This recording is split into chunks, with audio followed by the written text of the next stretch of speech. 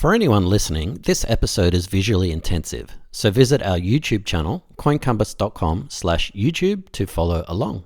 We use TradingView for all our charts, and you can sign up for a free account at coincompass.com/tradingview. Welcome to the Bitcoin Basics podcast with your hosts, Faris and Gordon from coincompass.com, enabling you to safely buy and securely store your Bitcoins. All resources are in the show notes and description, including our disclaimer. Visit bitcoinbasicspodcast.com to subscribe and discover other free content. Hello, everyone, and welcome to another episode of the Bitcoin Basics podcast. So we are coming up to the end of March. It's just coming up to Sunday evening in the US, which is the last markets to close. So I wanted to take this opportunity to have a look at the charts. It's been a very interesting quarter. We do have volatility has come back in the markets, not just in Bitcoins, but we're going to look at currencies, gold, silver, and bonds. And the US dollar and US interest rates are a key component of what we're looking at today. But first thing I do want to look at is what is happening in Bitcoin. So we are looking at a weekly chart here, and in my previous episode that we looked at, we talked about how we actually want pullbacks in the market. So this pullback that we had in here, this one big candle in here, you want these in a healthy bull trend, because what that means is that you want markets to go up like a staircase, little by little, up and down. So you want them to resemble stairs, 2 steps up, 1 step back kind of a thing.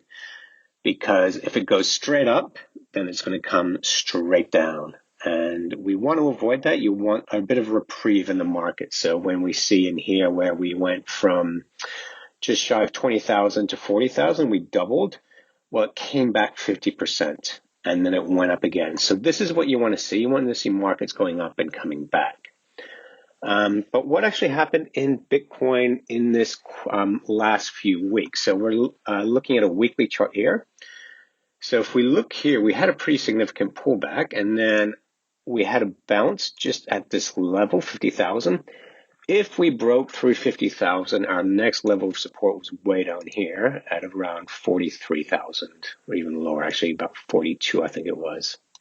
Yeah, 43,000. So that we had nice big bounce there if we scroll down to a daily chart.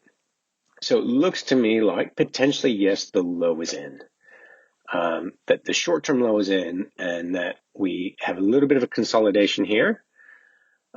If we start to break above these levels here, then definitely you'd say we are going back to all-time highs. So we kind of want to break above 57,500 is a key level. Break above 57,500. We are going back to all-time highs. And when you're at all-time highs, there are 2 things you want to look at. So if the price is somewhere else, it's never been before, either all-time highs or all-time lows, then 2 indicators you want to look at is the RSI. So here the RSI is very, very healthy. In this pink zone here, it means you're not overbought and you're not oversold, which means it's not exuberant. So like I said, the 2 steps up, 1 step down. If we're trading in here, that's great. If we're getting closer to 90, if you're short or long, if you're long, and it's getting to 90, you want to take profits. If it's getting below 30, close to 20, and you're short, that's when you want to take profits and take your position off the table. So right now, it's looking healthy. This 50,000 held. If we retest 50,000, I see us going lower to 43. So if we zoom back out to a weekly chart, essentially, yes, we want to break back above here. 57,500 is a key level on the daily. Break above there, then I'd say definitely the 50,000 was a short-term low. We're bouncing up from then. And the weekly RSI is very healthy. So we are still in bull territory here. The last time we were at this level was there, which is when the bottom of this big candle, that represented the bottom. So this is a healthy sign. So this week will determine, are we heading back to retest 50,000 and potentially lower? If we don't, if we close above 57,500, then we're heading to new all-time highs. At that stage, where do you take profits from there? You would look at 75,000 simply because it is a round number. And I do like the laws around numbers. So if we start moving up to 75,000, I start looking around that area to take profits before we probably just have another short-term pullback. And that might coincide with this RSI coming up a little bit higher. That would coincide with the RSI coming a bit higher as well. So yeah, close above 57,500. Our next target for me is 75,000. So that's Bitcoin. Now, there are quite a few more things happening in the market I want to pay attention to. So yeah, as we mentioned, I think that's something I forgot to mention. So we did have some selling at the end of this month, which came in a bit soon compared to the historic periods. And that's simply because you do have a lot more hedge funds and family funds buying Bitcoin, but specifically with the hedge funds because they need to report their end of quarter profit and loss. So if they'd gotten into Bitcoin earlier this year, they would have made a pretty significant return.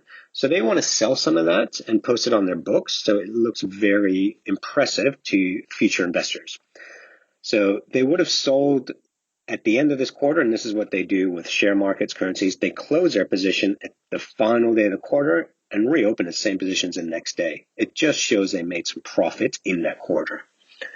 So yeah, short-term and medium-term low end, if 50,000 holds and we go above 57,500, absolutely. That was the short-term, medium-term bottom. If you enjoyed this podcast, please subscribe, like, and share so we can find others like yourself. Currencies, so the dollar. So this is key right now because 70 to 80% of global wealth is actually tied in the dollar somehow. So this is a DXY, which is the dollar mostly trade weighted against the euro, Japanese, and pound. Now we had this low in here. You can see down there. This is a weekly chart. So right there at 89,000. Thinking of Bitcoin prices. At $89 was a short-term low. We then got a new low set in at 89.68. And we now have another low, which is even higher at 91.35. So we've got three higher lows, which is significant. I'm looking back and I cannot see the last time we had three higher lows. We had two higher lows here. So this, at the time I remember is thinking that was a bottom and 90 was below. 90 was a good level. So I thought that was a bottom there. We then had a higher low at 92, but it broke through. We have not had three higher lows since way back here, 2019. So this is looking like the dollar has bottomed and the dollar is strengthening. And I don't know if you caught our podcast with Raoul Pal. We talked about the dollar.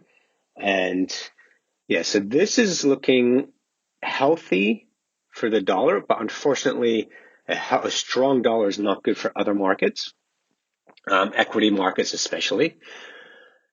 So let's look at the dollar, the euro, because that DXY we're looking at is a basket of the dollar against a basket of other currencies.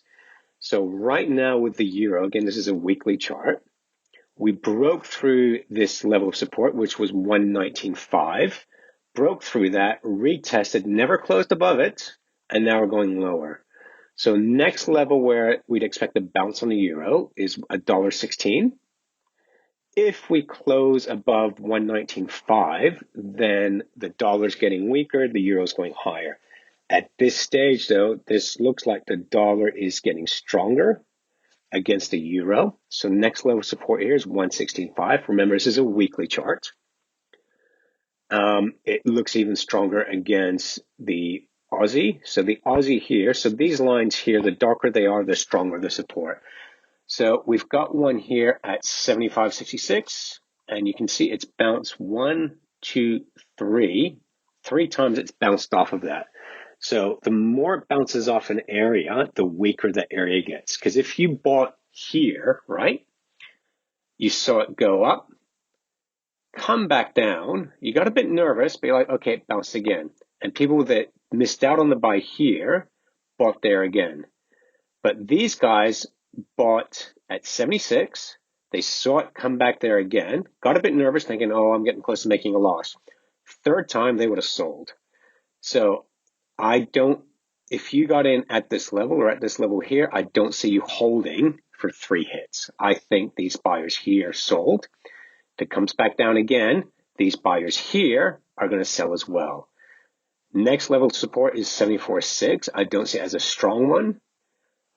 After that, we're going back down to 70 cents for the Australian. And that is a strong level. So you'd expect to bounce at 70. If we break 75, we're going to get to 70 pretty quickly, I'd say. And it will get a bounce at 70. The New Zealand dollar looks even weaker. So it broke through 2 levels of support last week. It broke through this one at 71 and 70.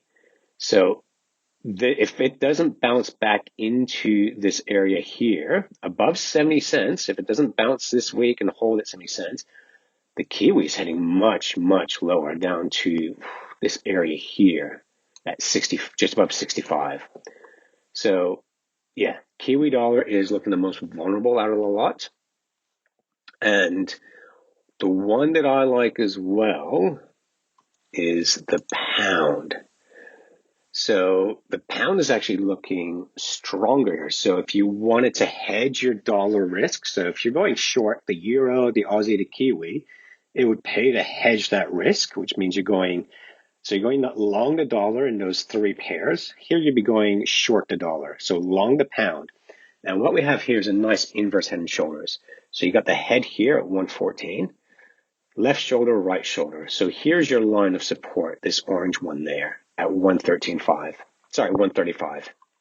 So that there, you have a stop below that, this whole pattern is violated. So potentially we are looking at the pound going higher. There is a big level of support just here though. So probably a bit late to get in this trade now, because you've got this level of support not far up there. And you're really not, your risk to reward here is just 1-to-1. But this is an interesting pair to keep on. So what I'd like to see is if it comes down a little bit lower, if it bounces off this line, so if we bounce off of here and head higher, that's where you might want to try getting in. So bounce off of there and head higher, then I'd say, yep, you've got a much better risk to reward on going long the pound against the US dollar. So short-term, medium-term, and low one for US dollar is looking that way. The DXY looks like it has bounced. It's held some really good support at 89 and 91. So could still be a false breakout, but we have not seen 3 higher lows on a weekly chart since 2019. Okay, gold and silver. Now, I have been surprised by the weakness in gold. I honestly thought here 1760 was the low. I thought we were heading to all-time highs from there. So this has really surprised me. So yeah, we are looking at a weekly chart here, and it's not looking healthy. If we go below 1680, there's a vacuum all the way down to below 1500, down to 1450. So if gold does not hold at 1680, I see a lot of people getting out, because anyone who bought in here would have seen really good returns all the way up to there, comes back, tests that level. If it tests it again, you're getting out. If you held here and you didn't take your profits in there, you want to get out at break even. So if this level, 1680, does not hold, I believe we are going significantly lower down to there. So that's a big vacuum in gold. So long term, I'm still a proponent in gold. I still think, because as you know, we are Bitcoin advocates. I think store of value, Bitcoin is a lot safer, a lot cheaper, and has a lot more attributes than gold. However, there are still a lot of people that don't know how to buy Bitcoin. There's still a lot of wealth and fund managers that don't know how to buy Bitcoin and can't buy Bitcoin legally, but they can buy gold. So this is why, I've been surprised by gold. Silver is looking a bit healthier. Now, silver is a store of value like gold, but actually has more use cases today than gold, especially with the increase in EV cars. So what we're seeing now is we've got a short-term level of support at $24 for silver. If we break below that, you've got a really strong one at just below $22. If it breaks below 22, same thing, a cavity all the way down to $17. But silver tends to be a lot more volatile than gold. But yeah, because silver is looking stronger than gold is right now, there's just a lot more support on it. I don't know. Silver looks to me like if you were going to take this risk, I don't think you should. There's better opportunities. I mean, I'd be investing in silver, not trading it right now, because I still think there's good, very, very good. There's good there's good uptrend potential for silver on a fundamental basis. So, your time horizon, you want to make it a longer time horizon.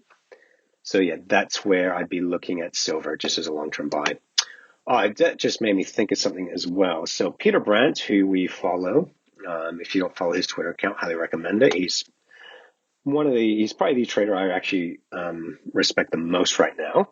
I'm going to a monthly chart here on the Euro US. So he does a thing where he says January of 2021 will either reveal the high or the low in the Euro US. He looked at this seasonally. 2018, January was a high. It did not work for 2019. I thought that was going to be the low. We were going to go higher low, but it didn't quite work because, it did too. Yeah, January was a high in the euro, and then it went from there. 2020 is where it didn't work, sorry. So 2020 was not the high or the low. We saw it go higher and lower. So last year it didn't work. The 2 years before that it did work. Same thing with 2017. That was a low. So January tends to be the high or the low. So if this holds, this means that we actually had the high in the euro on January this year at 123. So that was a high. Doesn't mean it's going to go lower than where we are now, but to me, I'd say we are heading to 116. If we break 116, we're heading to 111. So that's where that is. Do you have a question about Bitcoin? coincompass.com/ask to record your question and we'll answer it on an upcoming episode. So whether your question is technical, non-technical, economic, political, fundamental, it doesn't matter. There is no question too basic or too complicated for the Bitcoin Basics podcast. coincompass.com/ask. Okay, U.S. bonds. So if you don't know the history of bonds, basically bonds is the government selling you their debt. You buy shares in a company, you buy bonds in governments. So if you buy stock in Apple, that means you believe the price of Apple is going up. It is a healthy company. If you're buying bonds, that means you believe in that government. So that picture there on the left there, that is basically buy war bonds. So the way of supporting your troops overseas is by buying bonds, which means you're basically just giving your money back to the government. They'll take your taxes to support the war effort, but they're asking more than your taxes. They're asking you to invest in the government itself. Your taxes you pay, you can't get a return on them. You can get a return on bonds. Anyone who's watched the Marvel movies will actually remember from Captain America #1, where he did this. He just went on, he was used as a puppet, a gimmick to basically go and encourage people to buy bonds. So the reason I bring this up is because this has been part of the American psyche for 100 years now. You buy bonds, you buy bonds, you buy bonds. You put your money with anyone who invested on your behalf. They do what's called a 60-40 allocation. 60% they're going to buy bonds, 40% they put in the stock market. It is just part of the investment DNA in America to buy bonds. Now, are we at the end of a 36-year bull market in bonds? So with bonds, you got different ones. You get the 30-year, which basically means it's a 30-year bond. This here is a 30-year yield. So when you buy a bond, you're getting a return on your interest. So if you bought bonds in 1988, the interest you got was just shy of 10%. That interest has been going down. When that goes down, it means the price of the bond itself is going up. So there's an inverse correlation between bond prices and yields. So I'm going to write that down. Inverse correlation, So inverse correlation, bond prices and yields. So I think the best way to explain this essentially is, if I want to sell you a bond and you look at the 1990s, right? People were investing in the stock market. So especially here, 1990, you saw the bonds went up. Yields went up. That means bonds are going down. Why? Because it was a roaring 90s in the stock market. You didn't want to be buying bonds when the stock market was doing so well.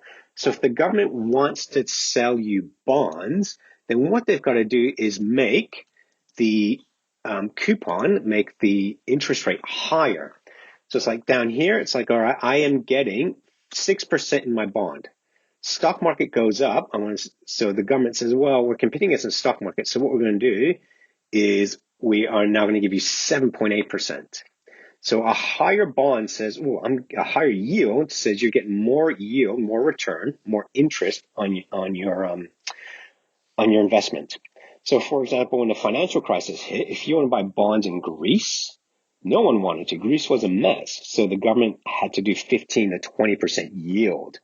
So it's like, yeah, I'm taking a big risk. I'm getting 15 to 20% yield. So even if my return goes nowhere, even if the bond itself goes nowhere, I'm making 15% just by holding it. So what we've seen is yields have been going down because people have been buying bonds. So since the 1980s, people have basically been buying bonds. Has that changed? We look here. Look at that change there. And I'll just move this into a candle.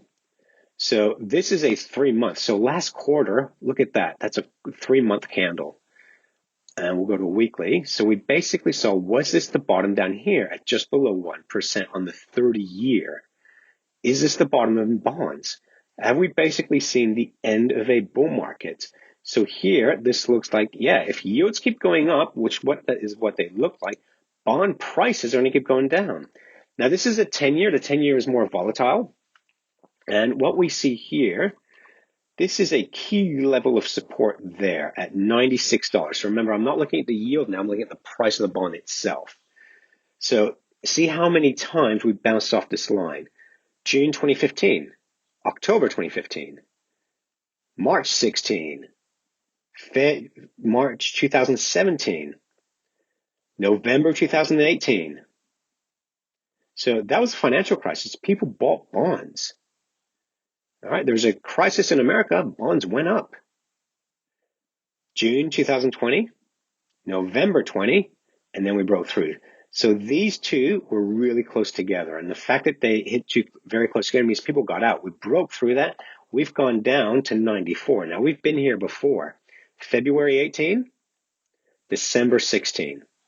All right, so we should get a bounce here. We may trade in this zone for a little bit. If we go below 94 again, that means bonds are in a bear market. And that 36-year bull run in bonds is over. Now, why is a 10-year so important? The 10-year is very important. Oh, and sorry, this I need to mention. So the government has been issuing new bonds. So with all this, $1 trillion stimulus for COVID, where are they getting that money from? They're issuing new bonds. But the problem is that no one else is buying them because investors have not been buying bonds, especially overseas investors.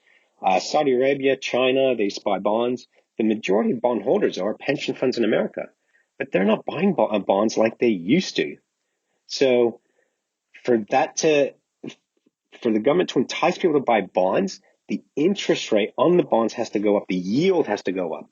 If that goes up, the problem that you have is that the 10-year yield is a guide to inflation. So if this keeps going up, this is the yield on the 10-year, that means your credit card debt's going to go up. Your car payments are going to go up.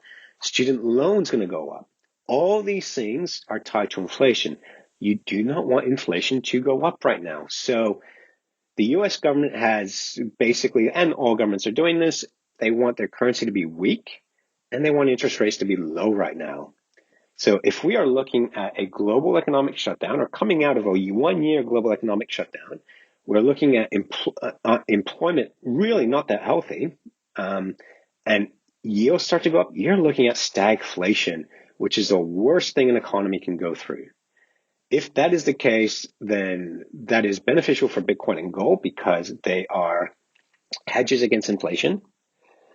And you'd want to look at your commodities as well. So if this continues to go up, these are good buying opportunities for commodities, for Bitcoin, and for gold. So very, very interesting quarter coming up ahead. Because if this continues, things are not looking well for equities, and especially emerging markets. Emerging markets with a strong dollar, that's not healthy for emerging markets. And so we're looking at, if the DXY, the US dollar, keeps going up and the 10-year yield keeps going up, then you'd want to be investing in hard assets. These are your commodities, Bitcoin, gold, and silver. So thank you for following us again on the Bitcoin Basics podcast. If you have any questions or any guests you'd like to see on the show, please hit us up. Thanks for watching or listening. Please visit coincompass.com/free to register to our socials and discover other free content. Subscribing, liking, and following helps this content remain ad-free. Until next time.